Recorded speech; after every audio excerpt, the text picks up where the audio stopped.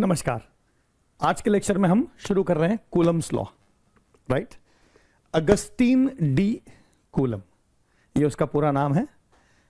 ये फ्रांस में military engineer की पोस्ट पर आया था और इसे फिर वेस्ट इंडीज के वॉर में भेजा गया था। फिर ये लगभग 41 साल की उम्र में रिटायर होके और वापस फ्रांस आ गया। वहाँ पेरिस नाम के फ्रांस की राजधानी है, पेरिस के पास में एक छोटे से गांव में उसने एक छोटा सा ज़मीन और एक अपना घर बना लिया और वहीं एक्सपेरिमेंट्स किए उसने। अपनी लाइफ फिर फिजिक्स के एक्सपेरिमेंट्स को डिवोट की उसने, ठीक है।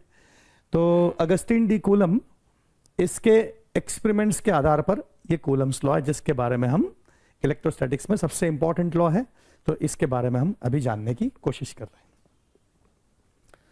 हैं। तो पॉइंट नंबर 1 है इसमें,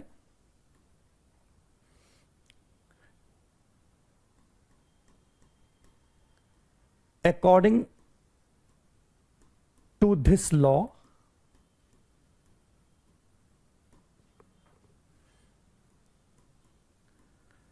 the force of electrostatic attraction or repulsion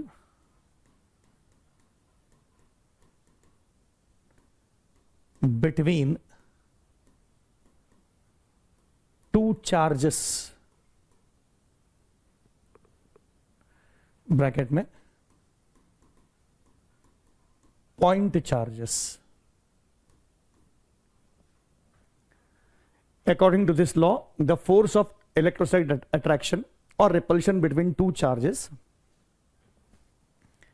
is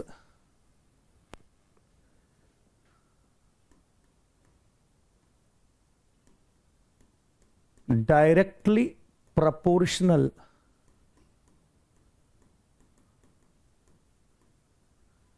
to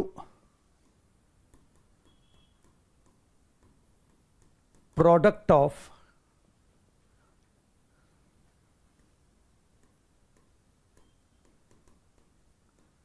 magnitude of charges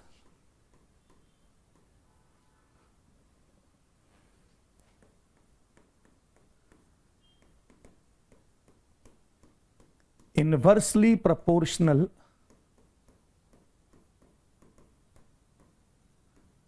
to square of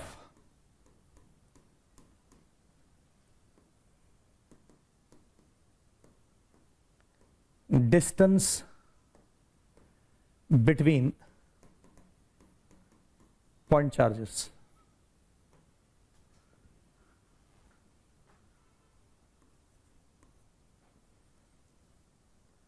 If we select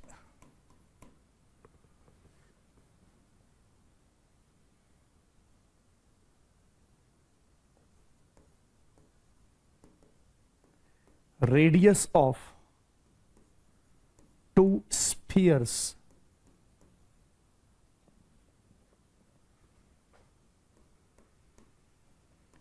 very small as compared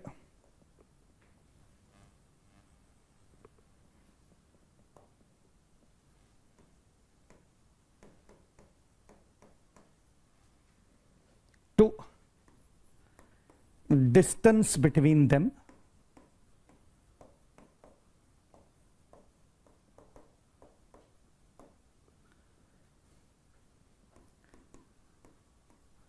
these can be considered as point charges if we provide charge on these spheres. तो coulomb ने जो experiments किए उन experiments के आधार पर उसने ये बात समझी कि according to this law the force of electrostatic attraction और repulsion between two charges, point charges.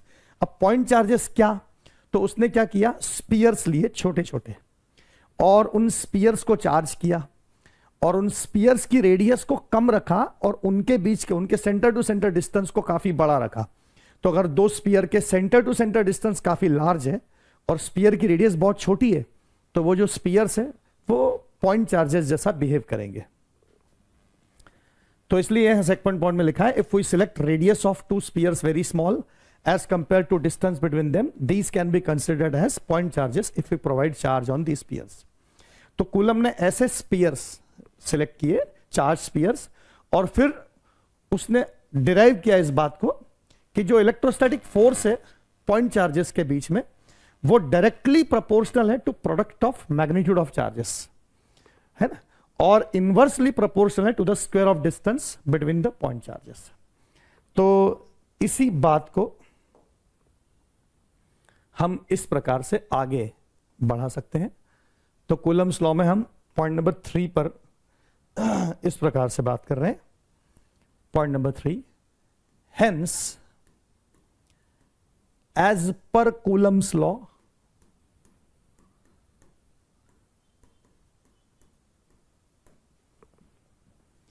If two point charges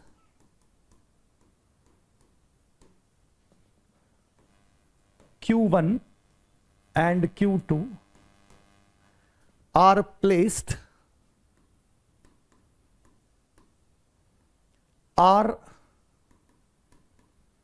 distance apart, then force of electrostatic repulsion or attraction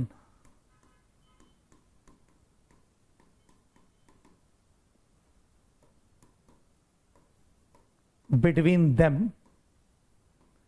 is, जो फोर्स है उसकी न्यूमेरिकल वैल्यू, मतलब magnitude, मैंने mod लिखा है, मतलब magnitude, force की न्यूमेरिकल वैल्यू डायरेक्टली प्रोपोर्शनल है product of magnitude of charges, okay, और इनवर्सली प्रोपोर्शनल है to the square of distance.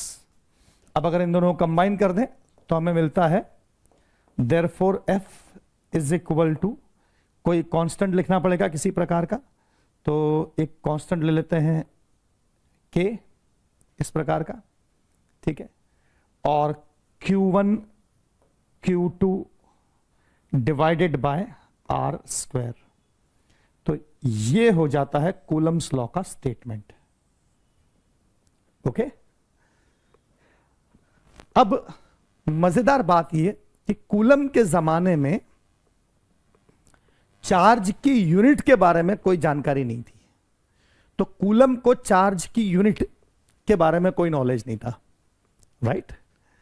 तो कूलम फ्रांस देश का था, तो फ्रांस में CGS सिस्टम चलता था, तो फोर्स डाइन में मेजर करते थे। CGS सिस्टम में फोर्स डाइन में मेजर करते हैं, तो डिस्टेंस सेंटीमीटर में मेजर करते हैं। तो फोर्स की यूनिट पता है, फोर्स का मेजरमेंट भी पता है उसके जमाने में, और डिस्टेंस सेंटीमीटर में ये भी पता है, लेकिन इस K के बारे में नॉलेज नहीं, और Q1 Q2 के यूनिट्स के बारे में कोई जानकारी उसके जमाने में उसको नहीं थी। अब उसने बिना यूनिट्स के, बिना मेजरमेंट के, बिना चार्ज को मेजर किए ये फिर एक्सप्रेशन कैसे निकाला उसने? तो उसने क्या किया, उसने एक छोटे से स्फीयर पे चार्ज प्रोवाइड किया, और वो चार्ज जो भी हो, उसकी वैल्यू कुछ भी हो, ठीक है, मान लो Q वैल्यू है उसकी, और फिर उसने क्या किया, आइडेंटिकल स्फीयर लिया अनचार्ज्ड, और दोनों को टच कर दिया एक दूसरे से। अब टच करके, क्योंकि वो आइडेंटिकल स्फीयर्स है, तो चार्ज आधा आधा डिस्ट्रीब्यूट हो जाएगा। सिमेट्री से उसने बात समझी कि चार्ज आधा आधा डिस्ट्रीब्यूट हो जाएगा, क्योंकि आइडेंटिकल एक जैसे मटेरियल के, एक जैसे साइज के, एक जैसे स्पीयर्स बने हुए हैं, तो अगर एक पर चार्ज क्यू और एक अनचार्ज है, दोनों को टच कर दिया आपस में, तो अब कंडक्शन से कुछ चार्ज्ड ऑब्जेक्ट से अनचार्ज्ड ऑब्जेक्ट में फ्लो होकर बह जाएगा। तो कंडक्शन की वजह से दोनों में Q/2 चार्ज आ जाएगा, राइट। अब ऐसे उसने Q/2 की पेयर, Q/4 की पेयर, Q/8 की पेयर, ऐसे। अब Q वैल्यू उसे पता नहीं थी, लेकिन उसने Q/2 Q के दो, Q/2 के दो, Q/4 के दो, Q/8 के दो, ऐसे पेयर्स ऑफ डिफरेंट चार्जेस उसने बना लिए। फिर उसने क्या किया कि एक निश्चित चार्ज के पेयर के ऑफ ऑब्जेक्ट्स के लिए Q/2 को अलग अलग डिस्टेंस पर रख के देखा। तो अब Q/2 तो फिक्स्ड है, और डिस्टेंस को वो चेंज करता गया, 1 सेंटीमीटर, 2 सेंटीमीटर, 3 सेंटीमीटर, 4 सेंटीमीटर, और फोर्स नापता चला गया। तो इससे उसने ये बात समझी कि ये डिस्टेंस जिस प्रकार से चेंज होता है, उसके स्क्वायर के 1/इनवर्स रिलेशन में, 1 डिस्टेंस के स्क्वायर के रिलेशन में फोर्स की वैल्यू में चेंज आता है। तो इस प्रकार से उसने ये डिस्टेंस वाला इनवर्स स्क्वायर रिलेशन, इसको इनवर्स स्क्वायर लॉ भी बोलते हैं, कि दूरी के स्क्वायर से इनवर्सली प्रोपोर्शनल है फोर्स, ये उसने इस प्रकार जज किया। तो इसमें उसे चार्ज की वैल्यू क्या है वो जानने की जरूरत ही नहीं पड़ी। फिर उसने डिस्टेंस को फिक्स रखा, जैसे मान लो डिस्टेंस फिक्स कर दिया 10 सेंटीमीटर। अब जो भी चार्ज रखना है 10 सेंटीमीटर पे रखना है, तो 2 Q/2 के रख के देखे, फिर Q/4 के रख के देखे, फिर Q/8 के रख के देखे। तो डिस्टेंस सेम रखते हुए चार्जेस चेंज किए, तो उस हिसाब से फोर्स पर क्या चेंज आ रहा है वो फोर्स नाप के देखा। तो फोर्स मेजर करना उसके जमाने में पॉसिबल था, डिस्टेंस मेजर करना उसके जमाने में पॉसिबल था, लेकिन चार्जेस की वैल्यू उसके जमाने में मेजर करना पॉसिबल नहीं थी, मतलब उसके पहले, कूलम के पहले। और कूलम ने मेथड डिस्क्राइब की जिससे चार्ज को मेजर करने का तरीका इस प्रकार से मिला। पहली बार चार्ज को मेजर करने का सिस्टमैटिक वे मिला, तो कूलम ने, अब देखो इस फॉर्मूले को तो उसने इस प्रकार से जाना जिसमें दो चीजें पता नहीं है, दो चीजें पता है। फोर्स मेजर हो सकता है। अब फोर्स मेजर करने के लिए उसने एक डिवाइस बनाया जिसका नाम था टॉर्शनल बैलेंस। ये डिवाइस है जिससे वो फोर्स मेजर कर सकता है। ओके, यही टॉर्शनल बैलेंस का उपयोग बाद में हेनरी कैवेंडिश नाम के एक ब्रिटिश साइंटिस्ट ने भी किया, जो इंग्लैंड में रहने वाला साइंटिस्ट था, है ना। और उसने न्यूटन्स लॉ ऑफ ग्रेविटेशन को प्रूव करके दिखाया पहली बार। मतलब न्यूटन जब जिंदा था तो न्यूटन्स लॉ ऑफ ग्रेविटेशन वो स्वयं प्रूव नहीं कर पाया लेबोरेटरी में, लेकिन हेनरी कैवेंडिश नाम के साइंटिस्ट ने न्यूटन लॉ ऑफ ग्रेविटेशन को इस कूलम वाली आइडिया से, कूलम ने जो टॉर्शन बैलेंस यूज किया, उस टॉर्शन बैलेंस वाली आइडिया से फोर्स को मेजर करके उसने न्यूटन्स लॉ ऑफ ग्रेविटेशन को प्रूव करके दिखाया लेबोरेटरी में। जैसे कूलम ने ये वाला लॉ प्रूव किया टॉर्शन बैलेंस की सहायता से। अब टॉर्शन बैलेंस का मतलब क्या होता है तो मैं साइड में एक छोटे से डायग्राम से समझा देता हूं, बाकी इसके डिटेल में जाने की ज्यादा जरूरत नहीं है आपको, है ना। तो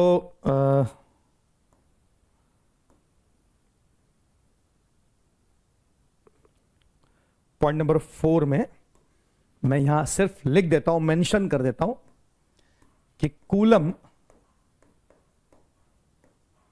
used torsion balance to measure force between charges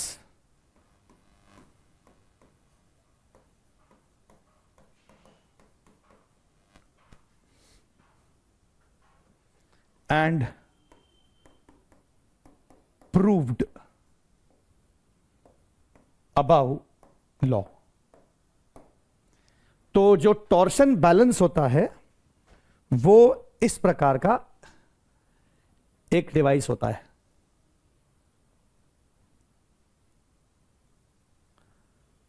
ऐसे सिल्क के धागे से या किसी धागे से, ये एक थ्रेड है, इस प्रकार से एक लाइट रॉड को बांध देते हैं इसके ऊपर। ये रॉड है, ठीक है, और धागा बिल्कुल बीचों बीच इसको बांध के रखा हुआ है धागे से, ठीक है। अब इसके साथ में एक स्पीयर अटैच करते हैं, चार्ज्ड, इस पर भी एक स्पीयर अटैच करते हैं, दोनों आइडेंटिकल स्पीयर्स, एक जैसे स्पीयर्स अटैच करते हैं, राइट।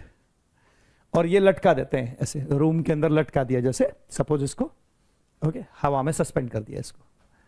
अब इसके ठीक सामने, इसके ठीक एग्जैक्टली सामने की तरफ यहां एक दूसरा स्पीयर रखा, तो सपोज इन दोनों पर चार्जेस हैं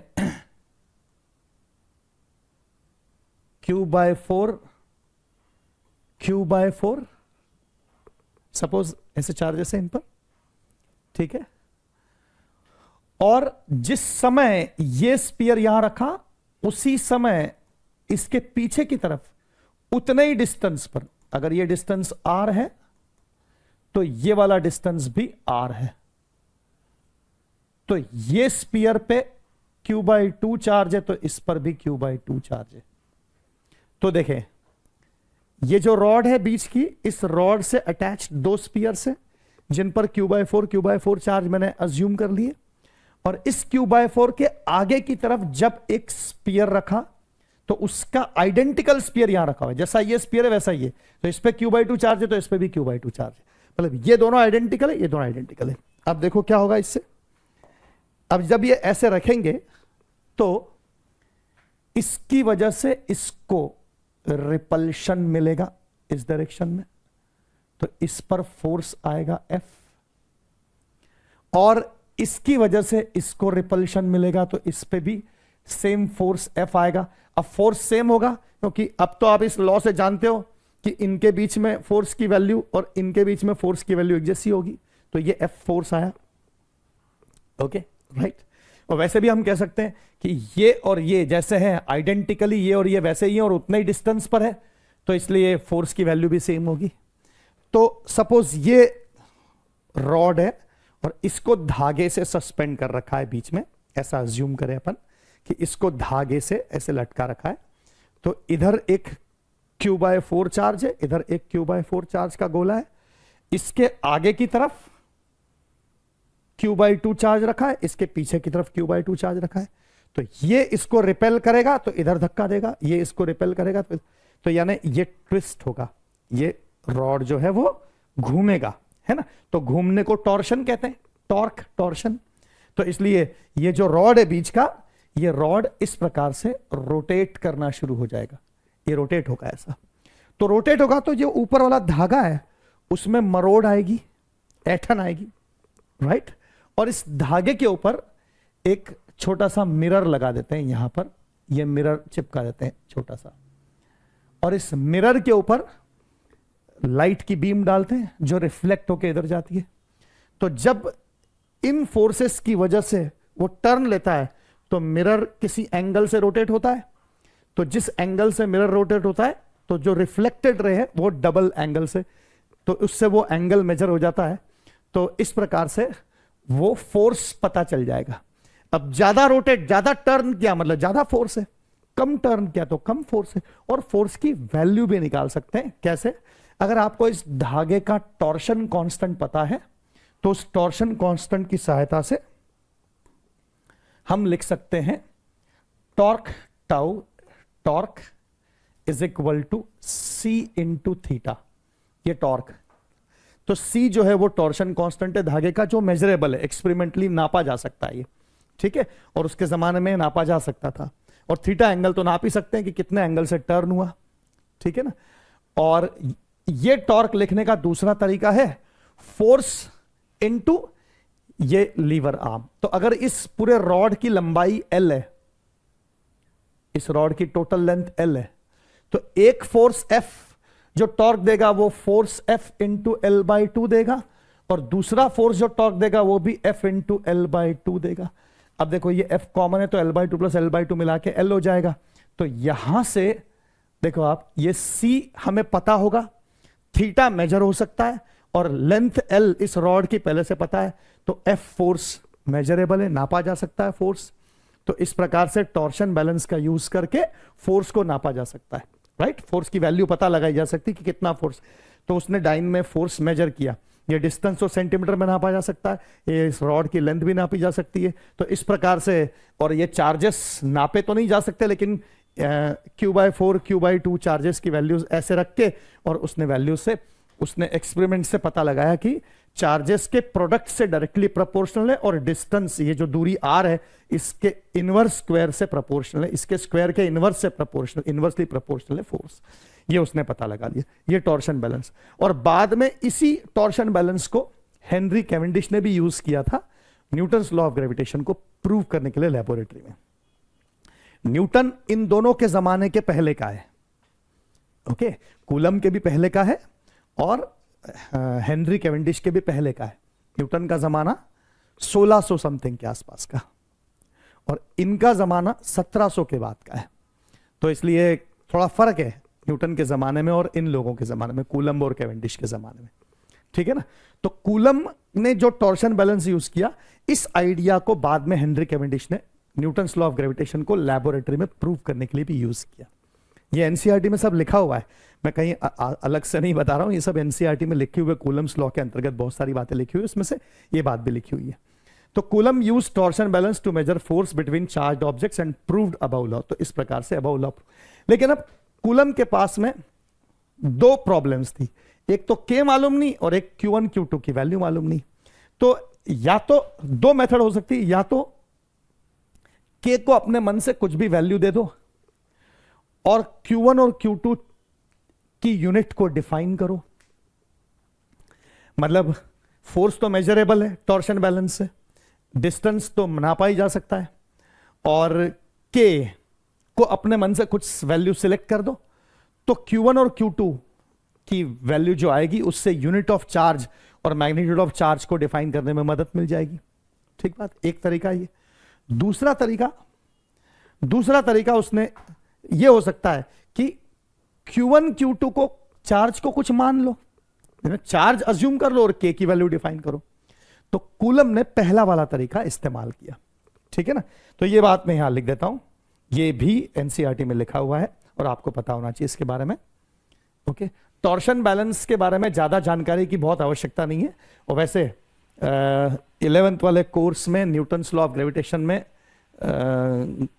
टॉर्शन बैलेंस को ज्यादा डिटेल में, क्योंकि वो मैकेनिक्स का विषय है ना, तो वहां ज्यादा डिटेल में मैंने कवर किया है।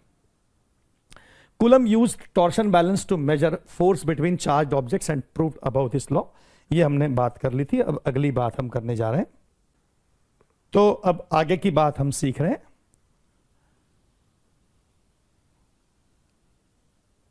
इस प्रकार से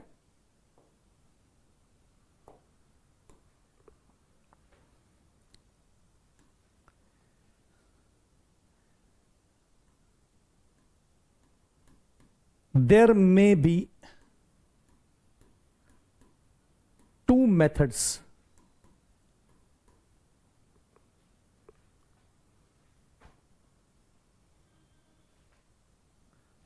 one, either assume arbitrary का मतलब अपनी मर्जी से वैल्यू ऑफ के and define units of charge. Okay,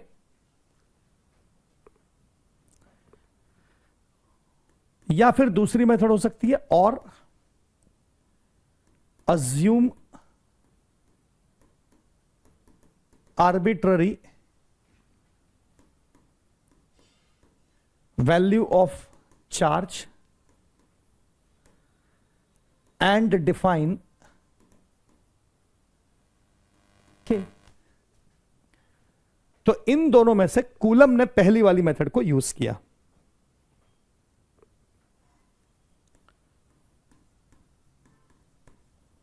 coulomb used first method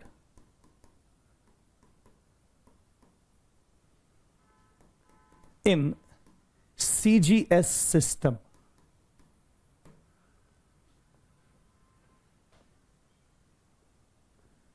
He selected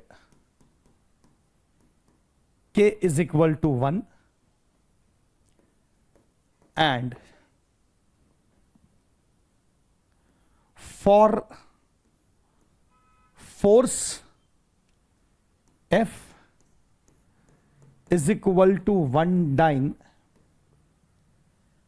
and distance 1 centimeter between charges,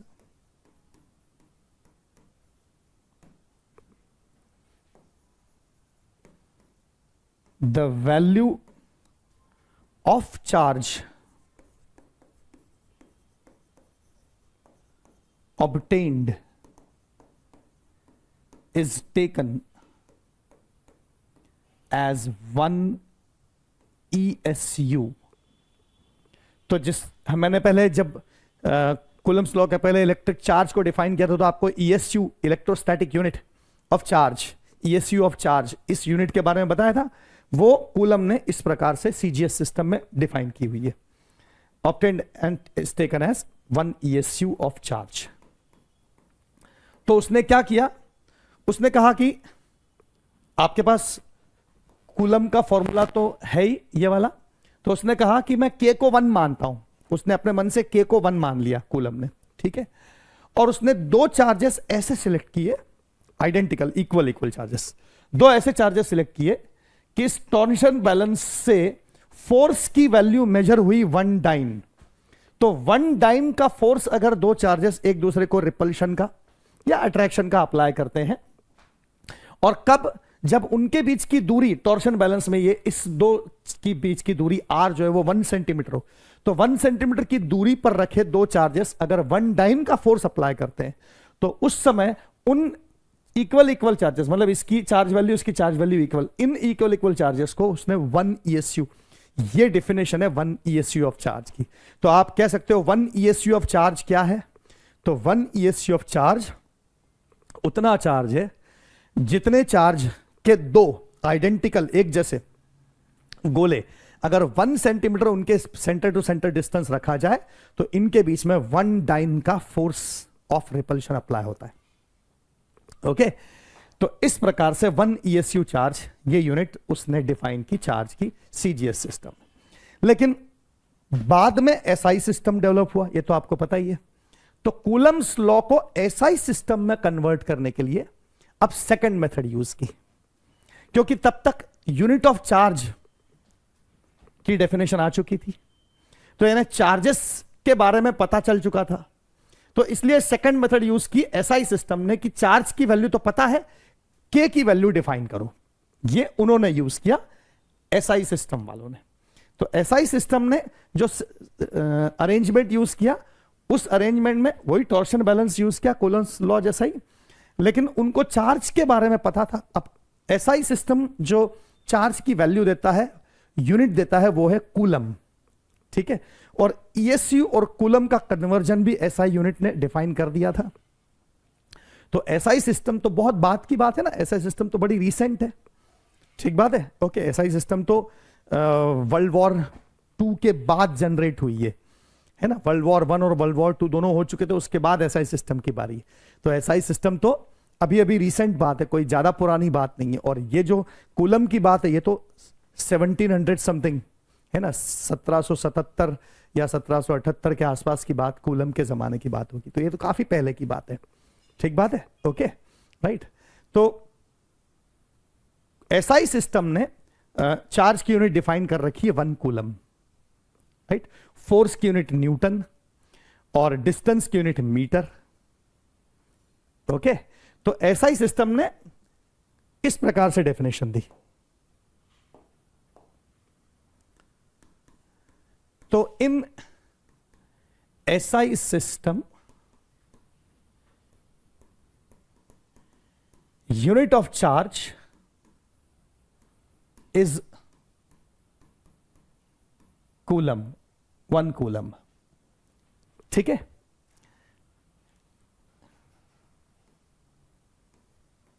1 coulomb is amount of charge which flow through a conductor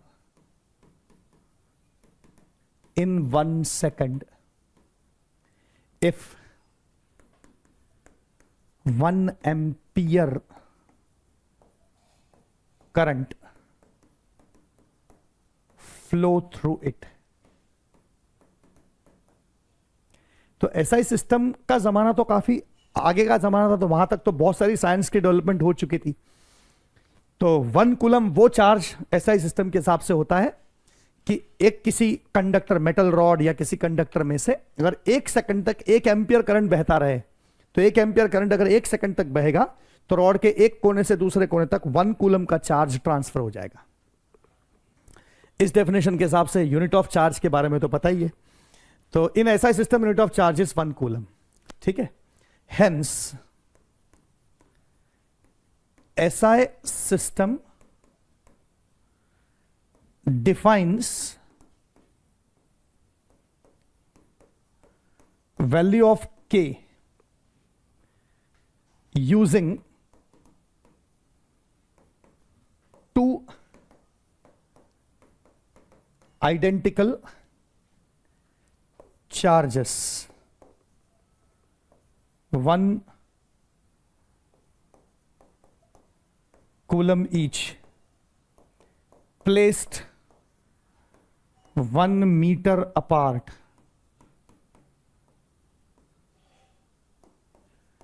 and measured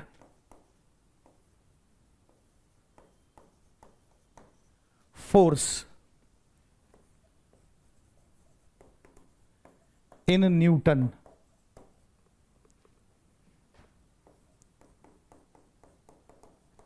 applied by them on each other, and found K is equal to force into R square divided by Q1 into Q2. वही formula है Coulomb's law का, बस उसमें K की value, SI system ने K की value define की. तो कैसे डिफाइन की उन्होंने इस फोर्स को नापा कि कितना फोर्स है, राइट? उस फोर्स को मेजर किया. किसके लिए? 2 1 कूलम के चार्जेस के लिए. जब वो 1 मीटर की डिस्टेंस पे रखे हो 2 1 कूलम के चार्जेस, तो वो एक दूसरे पर कितना रिपल्शन अप्लाई कर सकते हैं, वो उन्होंने टॉर्शन बैलेंस से, जैसे वो मेथड थी टॉर्शन बैलेंस की, उन्होंने ये फोर्स नापा. तो ये फोर्स कितना आया, ये फोर्स की वैल्यू आई. तो ये फोर्स की जो भी वैल्यू होगी वो अगर मैं यहां पुट कर दूं तो यही वैल्यू तो K की वैल्यू हो जाएगी ना. वो फोर्स अगर मेजर हो पाया, 2 1 कूलम के चार्जेस 1 मीटर के डिस्टेंस पे रख के टॉर्शन बैलेंस से अगर फोर्स नाप सके अपन, तो वो जो फोर्स की वैल्यू आएगी वो वैल्यू यहां प्लेस कर दो. तो वो वैल्यू लिखने से यहां पर कैलकुलेशन कंप्लीट हो जाएगा और K की वैल्यू आ जाएगी.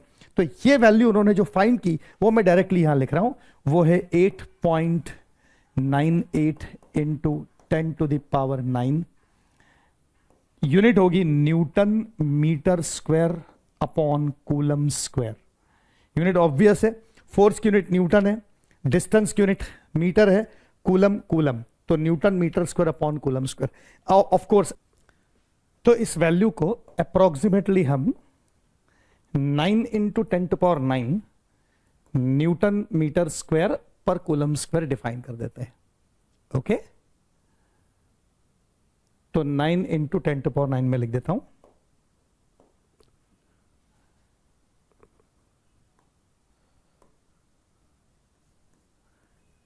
9 इंटू 10⁹ न्यूटन मीटर स्क्वायर पर कूलम स्क्वायर, ये के की वैल्यू डिफाइन होती है। ये जो के की वैल्यू है ये फर्दर कुछ आगे जाकर पता चलता है, मतलब इलेक्ट्रोस्टैटिक्स की डेवलपमेंट से और आगे के कुछ डेवलपमेंट्स में, कुछ कैलकुलेशंस में, कुछ चीज़ों में फैसिलिटी, कैलकुलेशन आसान बनाने के लिए कुछ चीज़ें और एक्सप्लोर हुई, कुछ चीज़ें और पता चली। तो उस समय पता चला कि बेटर होगा अगर हम इस के को एक और कांस्टेंट के फॉर्म में डिफाइन करें। इस के को हम एक और कांस्टेंट के फॉर्म में डिफाइन कर रहे हैं। तो इस के को हम एक और कांस्टेंट के फॉर्म में डिफाइन कर रहे हैं। मैं जरा इस वाले के को स्मॉल लेटर के रूप में लिखने का प्रयास कर रहा हूं। ये जो के है वो स्मॉल लेटर के फॉर्म में है। ओके, तो मैं कहना चाह रहा हूं कि ये जो के है ये बाद में जाकर पता चला कि इस कांस्टेंट को एक और फॉर्मेट में डिफाइन कर दिया जाता है। तो पॉइंट नंबर 8 में इसको अलग से मैं लिख के दिखा रहा हूं। द कांस्टेंट के is expressed in SI system as k is equal to 1/4 pi epsilon 0 is equal to 8.98 into 10 to the power 9 newton metre square पर कूलम स्क्वायर। अप्रोक्सीमेटली अपन कैलकुलेशंस में 9 into 10 to power 9 newton metre square पर coulomb square ये value लेने वाले। तो epsilon 0 नाम का एक और कांस्टेंट यहां पर जनरेट हो गया। इसे कहते हैं electrical permittivity of free space, where epsilon 0, अब एप्सिलॉन 0 की वैल्यू निकल आएगी, ये इधर ले लो, ये इधर ले लो, तो 1/4 pi into 8.98 into 10 to power 9 newton metre square upon coulomb square. ये कैलकुलेशन अपन करेंगे तो कूलम स्क्वायर ऊपर आ जाएगा, न्यूटन मीटर स्क्वायर नीचे, और ये वैल्यू आती है approximately 9 into 10 to the power -12 newton. Coulomb square ऊपर आ जाएगा, न्यूटन मीटर स्क्वायर नीचे आ जाएगा। ओके, और इसे कहते हैं इलेक्ट्रिकल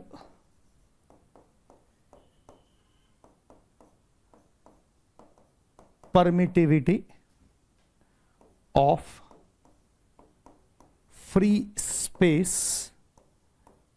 फ्री स्पेस का मतलब है वैक्यूम। तो अगर दो चार्जेस के बीच में वैक्यूम या एयर है, फ्री स्पेस है ना, एयर में भी लगभग वैल्यू वही है, तो वैक्यूम या एयर है तो उसे फ्री स्पेस कहा जाता है। तो दो चार्जेस अगर फ्री स्पेस में रखे हो तो उसके लिए electrical permittivity of free space को एप्सिलॉन 0 को इस प्रकार से लिया जाता है।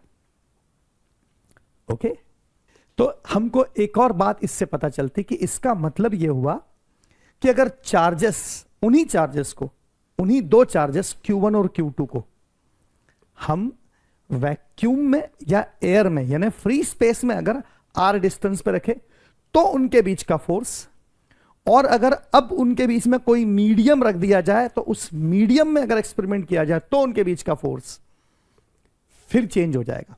यानी यहां पर दो चार्जेस किस मीडियम में रखे हुए हैं ये भी इंपॉर्टेंट है, और इसी को इनकॉर्पोरेट करने के लिए ये वाली जो टर्म है इस टर्म को स्पेसिफिकली आगे जाकर डिफाइन किया गया है। और इलेक्ट्रोस्टैटिक्स में ही आगे कुछ चीजें आएंगी तो उनमें ये चीजें बहुत एक्सप्लेनेटरी में समझाऊंगा कि ये एप्सिलॉन 0 और इसका मतलब क्या होता है और ये कहां से आया और कैसे आया, सारी बातें आगे होने वाली है। ओके, फिलहाल के लिए आपको सिर्फ इतना समझना है और इतना ध्यान रखना है कि अब यहां से एसआई सिस्टम में क्योंकि हमारे क्वेश्चंस तो एसआई सिस्टम में आएंगे, तो एसआई सिस्टम में हमारे पास डिफाइन हो गई है कि किस प्रकार से हम कूलम्स लॉ को एक्सप्रेस करेंगे। Hence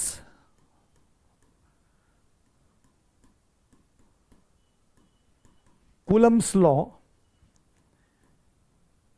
can be expressed in SI system as follows. तो force of attraction or repulsion between two charges is equal to 1 upon 4 pi epsilon 0 into q1 into q2 divided by distance का square.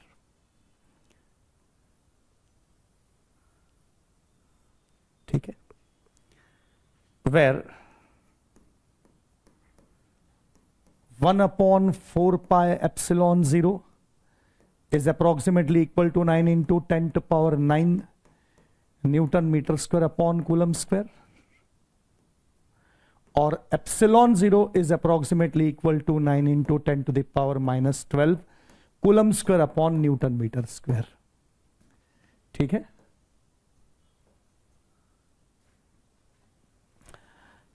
and Q1 and Q2 charges are placed in air or in vacuum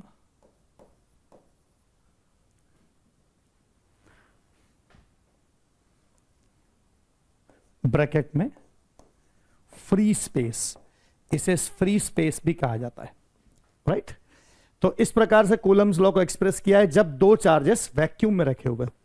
तो अगर दो charges किसी medium में रखे हो, kerosene oil के अंदर चार्जेस रखे हो, पानी के अंदर रखे हो, कोई दूसरा मीडियम सॉलिड मीडियम के अंदर कोई दो चार्ज पार्टिकल्स रखे हो, तो ऐसी सिचुएशंस आगे आने वाली है।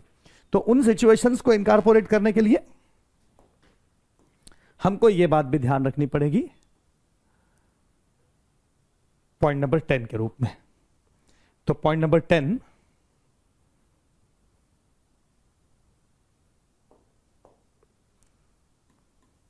if two point charges Q1 and Q2 are placed are distance apart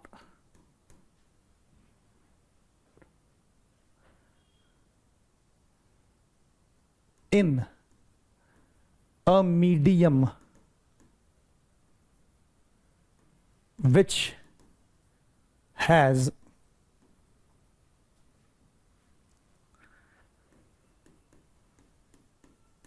electrical permittivity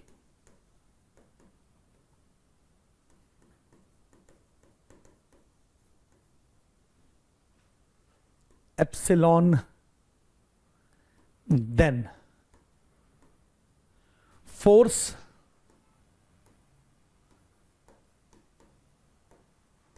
between charges।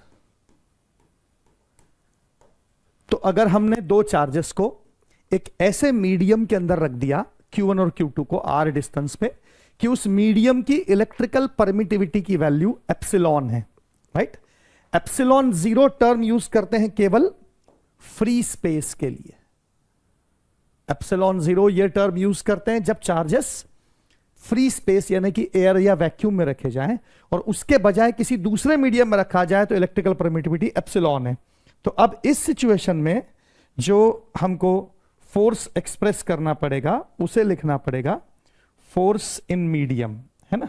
ये फोर्स है किसी मीडियम में, तो force in medium is equal to 1 upon 4 pi epsilon.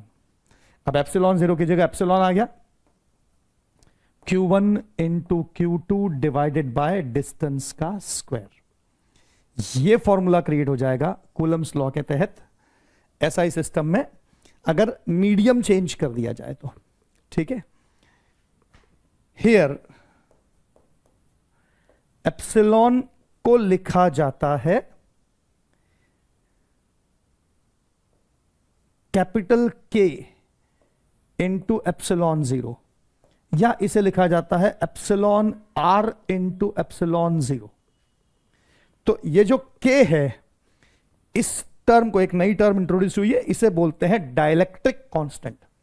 तो अभी आपको इस बात की चिंता करने की जरूरत नहीं कि सर आपने ये कहां से लाया, ये सब डिराइव होगा आगे।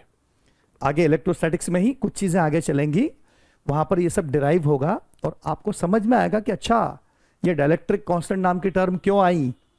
एप्सिलॉन आर या के एक ही बात है, डाइलेक्ट्रिक कांस्टेंट कहते हैं इसको, या रिलेटिव परमिटिविटी बोलते हैं, या तो एप्सिलॉन आर बोलते हैं या के बोलते हैं। तो डाइलेक्ट्रिक कांस्टेंट है ये के, कैपिटल के, ये कैपिटल के, इसीलिए मैंने ऊपर वो स्मॉल के लिखा था। तो कैपिटल के या एप्सिलॉन आर, इसे relative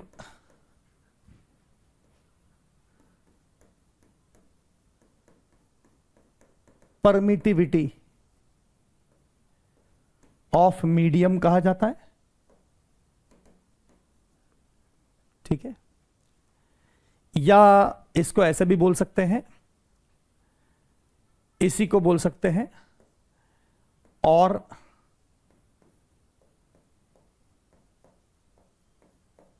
dielectric constant of medium भी कहा जाता है। दो नाम है इसके, या तो रिलेटिव परमिटिविटी बोलो या डाइलेक्ट्रिक कांस्टेंट बोलो। और ऐसा क्यों है उसका लॉजिक आपको आगे पूरे एक्सप्लेनेशन के साथ, पूरे डेरिवेशन के साथ मिलेगा। जब आगे हम कुछ इलेक्ट्रोस्टैटिक्स के बाद कुछ और चीजें आगे समझेंगे तो उस कोर्स में वो आने वाला है, आपके कोर्स में है वो, ठीक है ना।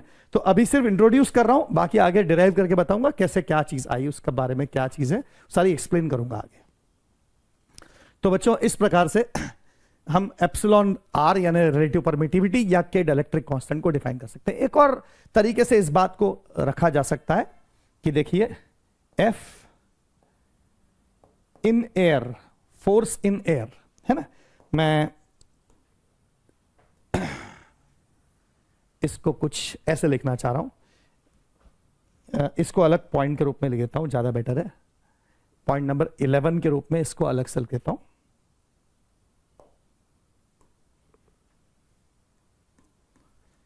फोर्स इन एयर, जो फोर्स हवा में है उसकी वैल्यू है 1/4 pi epsilon 0 Q1 into Q2 upon distance का स्क्वायर।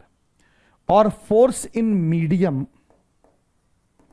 अगर मीडियम में रखा जाए, किसी माध्यम में रखा जाए Q1 Q2 को, चार्जेस को, तो अब फोर्स को लिखने का तरीका हो जाएगा 1/4 पाई एप्सिलॉन की जगह लिखा है dielectric constant K into epsilon 0 into Q1 into Q2 divided by distance का स्क्वायर। अगर इन दोनों को आपस में डिवाइड कर दिया जाए, ठीक है, तो आप देख सकते हैं 4 पाई से 4 पाई कट हो जाएगा, एप्सिलॉन 0 से एप्सिलॉन 0 कट हो जाएगा, Q1 से Q1, Q2 से Q2, R स्क्वायर से R स्क्वायर कट हो जाएगा, राइट। तो नीचे अपॉन के अपॉन में K बचेगा जो ऊपर चला जाएगा। तो इसलिए F air upon F medium, actually ये रेशियो ही डाइलेक्ट्रिक कांस्टेंट है, K या एप्सिलॉन रिलेटिव, ये चीज जो है वो इसके बराबर है। और ऑफ कोर्स यहां से K की वैल्यू को एप्सिलॉन अपॉन एप्सिलॉन नॉट भी लिखा जा सकता है, ये तो लिखा ही जा सकता है K की जगह। तो K को हम ऐसे समझ सकते हैं कि डाइलेक्ट्रिक कांस्टेंट क्या चीज है, तो उन्हीं दो पॉइंट चार्जेस को सेम डिस्टेंस पे अगर हवा में रखा तो उनके बीच कितना फोर्स है, और उन्हीं दो पॉइंट चार्जेस को उतने ही डिस्टेंस पे अगर किसी मीडियम में रखा तो उनके बीच में कितना फोर्स है।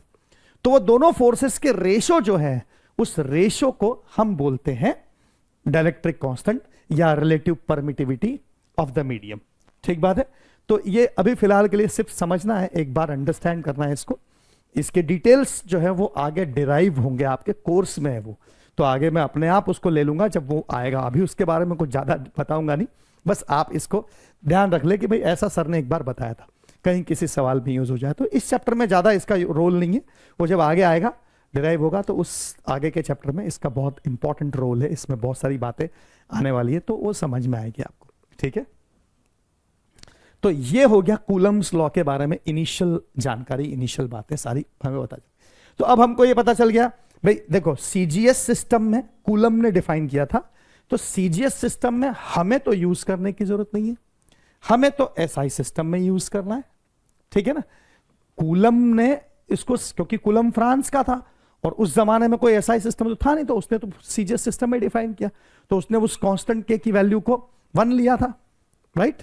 बाद में उसने उससे चार्ज की यूनिट डिफाइन की थी, एसयू, है ना। अब एक बार चार्ज की यूनिट डिफाइन हो गई, उसके बाद जब रीडिफाइन हुआ एसआई सिस्टम से तो कूलम नाम की यूनिट आ गई, तो उस हिसाब से, और न्यूटन नाम की यूनिट फोर्स के लिए आ गई, डिस्टेंस के लिए मीटर आ गया, तो उस हिसाब से हमको तो कूलम्स लॉ एसआई सिस्टम में यूज करना पड़ेगा। तो हमारे लिए तो कूलम्स लॉ का कौन सा वर्जन करेक्ट वर्जन है, तो हमारे लिए तो कूलम्स लॉ का ये वाला वर्जन ही करेक्ट वर्जन है ना। Coulomb's law can be expressed in SI system, force is equal to 1/4πε0 Q1 Q2 upon R square, right. मैंने बिल्कुल बेसिक से एक एक चीज को जोड़ते हुए सारी बातें आपको एक्सप्लेन की है, ठीक है ना। कहीं कोई चीज छोड़ी नहीं, हर चीज जो है वो कनेक्टेड वे में है, तो आपको कहीं ऐसा लगेगा नहीं कि कोई भी चीज बीच में से कोई गैप हो गया।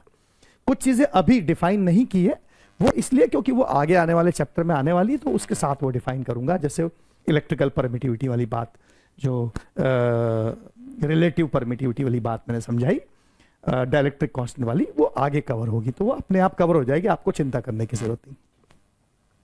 तो आपको फिलहाल के लिए कूलम्स लॉ के बारे में ये इक्वेशन ध्यान रखनी है कि अगर हवा में या वैक्यूम में दो चार्ज रखे हैं तो उनके बीच का फोर्स 1/4πε0 Q1 Q2/R² है, और अगर मीडियम में रखे हैं दो चार्जेस तो उनके बीच का फोर्स इस प्रकार लिखा जाएगा 1/4πε।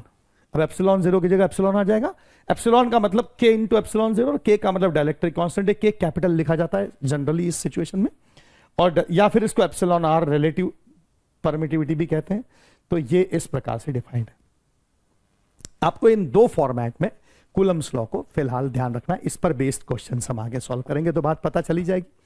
अब अगले पार्ट पर आते हैं हम, जिसको बोलते हैं vector form of Coulomb's law, Coulomb's law का वेक्टर फॉर्म।